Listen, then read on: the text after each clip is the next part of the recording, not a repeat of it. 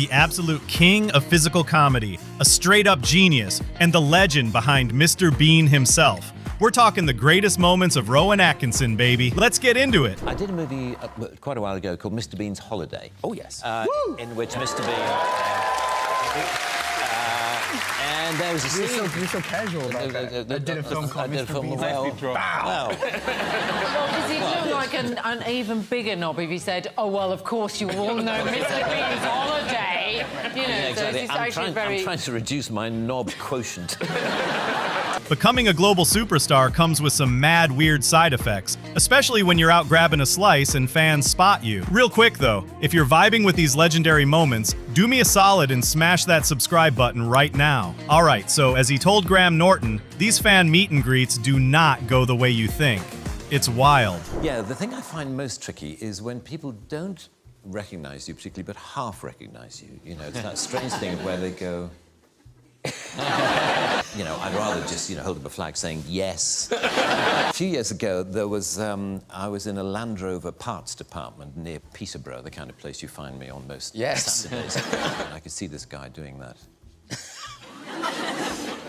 And he came up to me after a while and he said, excuse me, has anyone ever told you that you're the absolute spitting image of that Mr. Bean? I said, well, actually, I am the actor who plays Mr. Bean. And he said,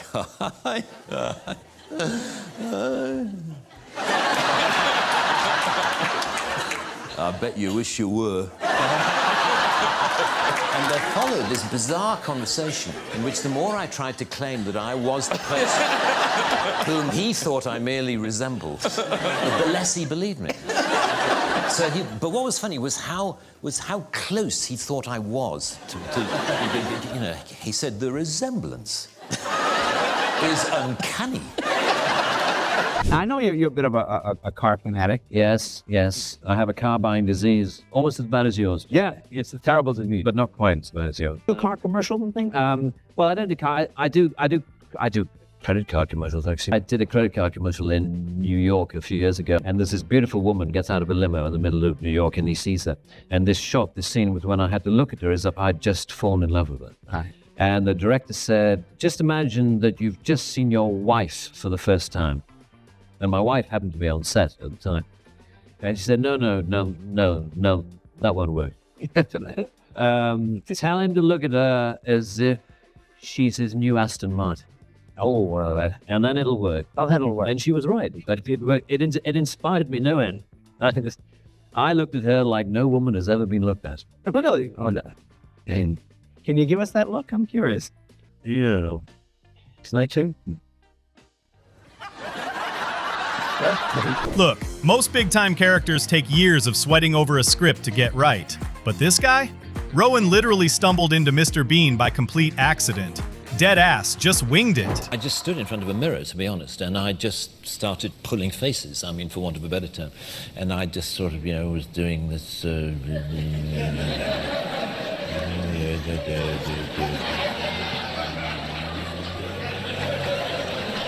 then there was this idea of having a card. Have you got anything that I could... Well, it was a piece of paper of where I would just... Can I stand up? And I came out just going...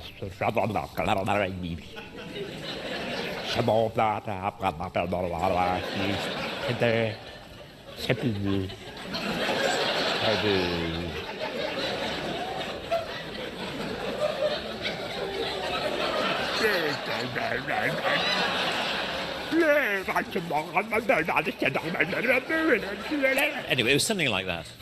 It was... You'd think a Top Gear interview would be all about the rides, right? Nah, not Rowan.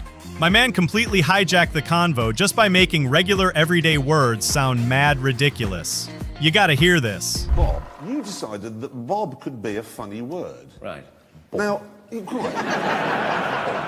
how do you do that? Well, it just seemed, it was always at the end of the sentence. It was, so how can I help you, Bob? And it just seemed like a funny way of saying it, Bob. Because I was looking at lists of motoring words the other day, and wondering if you could, just by saying them, make them funny. Just say the word. Airbag. De Dion Bouton. Petrol pump. I have to think of all sorts of things to say about a car. Now, I know that if you were a presenter on this show, you could just do it with an expression. Right. So, for example, if you were presented with McLaren F1,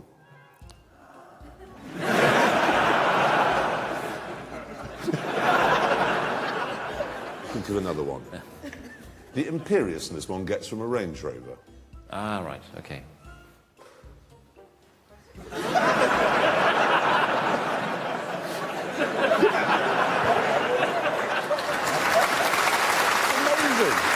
When you drop a deadpan British legend right in the middle of a chaotic morning TV stunt, you're bugging if you think he's just gonna play along. Bro was not having it. Really good, thank you. This side or this side? Right, how do you want to sit down? No, I'll get behind you. I see, I just sit here and, Yeah, and you do don't nothing. have to do anything. Okay. Coming up on Sunrise this morning, we meet the lovely Mr. Rowan Atkinson. We talk about Mr. Bean's holiday, and all you have to say is, if you miss it, you miss out. Simple as that. You ready? Grand, okay. I'm good at this. Good, okay. How interesting. Morning, Neil Sean here on Sunrise. A man who needs no introduction, Mr. Rowan Atkinson, and we talk about Mr. Bean's holiday. Remember though, Rowan, Sorry? if you miss it, you miss out.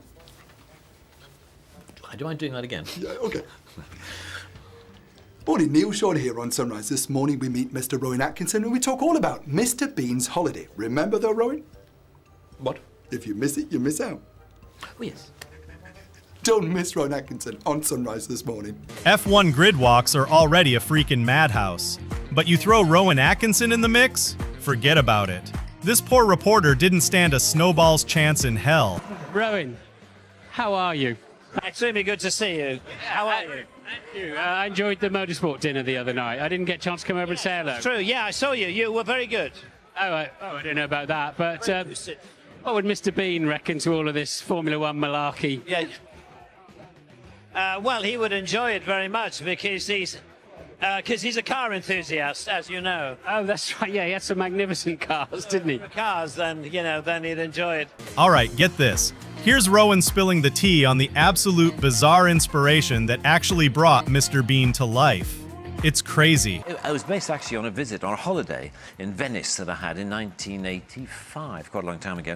And I just remember noticing all the musical artists who were popular at the time, And I thought, how odd that musicians generally assume they have an international audience. Yeah. Whereas if you do comedy, you assume you've just got your country and your kind of people who are going to enjoy what you do. And I thought, well, wouldn't it be fun? Because I had already started exploring just doing purely visual comedy. And I was interested in trying to put visual comedy through the character of Mr. Bean on TV. And so that's where it started. Well, the first ones we did were in 1988, 89, and then it sort of grew from there, and now we've got this... Weird, it's like it's got its own life. Rowan, I start with the most horrifying thing to do. I start with a quote that I read from you. It says, "The problem with talk shows is that you're supposed to amuse. I generally rely on being interesting rather than funny. They, that is, us here, are not actually very interested in people who are very interesting. They just want people with wacky stories about airports, and I haven't really got any." How true. It's true. How true. I haven't. So how was Kastrup Airport? No, I have no stories. No.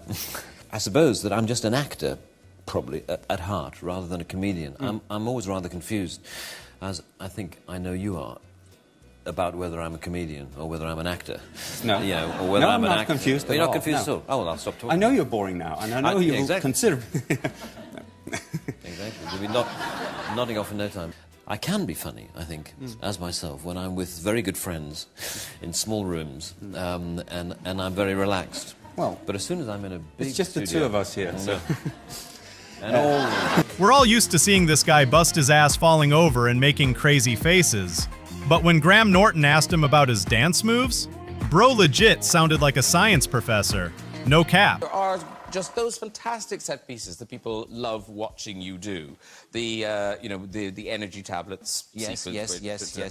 Which must be That must be knackering. It was knackering, actually. Yes, it was. Yeah, it's a dance sequence in which I display some extreme. I think we've got some dance moves. There's some of your moves. Oh yeah. Yes.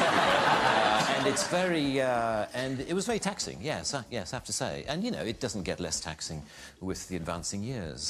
But I managed to keep it going, and we just did a couple of takes in which I just sort of did the silliest stuff I could. Yeah. And is it very kind of po-faced, kind of going, that's funny, that's funny? Or do you not laugh? Do you never laugh? Oh, I do laugh. Yes, yes, yes. That's good. But do you make yourself laugh? Very, very occasionally that I find what I do. I think it's only ever happened to me on stage when doing sort of comedy sketches and things on stage, rather than on film. Whereas film I find very, very difficult. Exhausting. I find it exhausting, and I find it stressful. This constant belief that what you're doing is not as good as it could be, you know. And of course, the problem with film is you can have another go if you've got a director, were you that producer. guy? I'm afraid so. Oh, you are that guy. I'll do it again. I'll do it again. Yeah, I mean, I do stop eventually when I just get bored. It's great to reach the point when you just can't be bothered to do another take, and that's normally when the director goes. I want to go out with Mr. Bean, which would be slightly you would strange. not. No, no. You wouldn't want to romance Mr. Bean. I remember early on in the life of Mr. Bean getting lots of letters from people saying, "Oh, I'd love to have dinner with Mr. Bean. How hilarious that would be." He's a very, very selfish individual. I mean, I would love to hear the phrase "Where have you been?" more often. Actually, I mean, I think.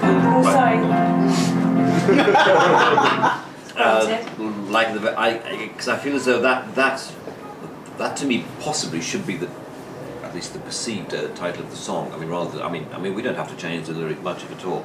At the end there, my funny man, where have you been all my life? Where have you been? Should be the last line that she sings, you know what I mean? And also somehow, actually, the way the music is phrased and also the way she's singing it, she doesn't put much emphasis on been. It's almost a bit of a down moment. Where have you been? She's singing, whereas you feel, where have you been? And so he can pick up on that. Look, it's one thing to drop a funny line, but it is a whole different flex to play a character so absolutely unhinged that the entire cast just completely loses it mid-take. Watch 'em break. And yo, if this video had you weak, don't just sit there. Hit that subscribe button and lock in for the next one. Catch you on the flipping side. Forget the whole thing. I'm going back home with Migsy. Yes, yes, yes. Oh, show me the glen where the kipper roams free and together. Oh, I'm so sorry. I'm so sorry. Got too funny. Sorry. I understand everything. I know what it's like. I mean, you've got a difficult job. 45 miles commuting every day. Okay. Right, from... No, I'm not interested. I'd rather go to bed with the Loch Lomond monster. And besides, I have to be back in the office on Friday. I promised, Mr. Will you stop laughing? This Baldrick, crisis! No marriage, no money, and more bills. For the first time in my life, I've decided to follow a suggestion of yours. If I may make so bold, a major crisis has arisen in your affairs. Yes, I know, Blackadder. I've been pondering it all morning. You want to look at it? Look at what? Are we allowed? I don't know. I've just lost all contact with reality.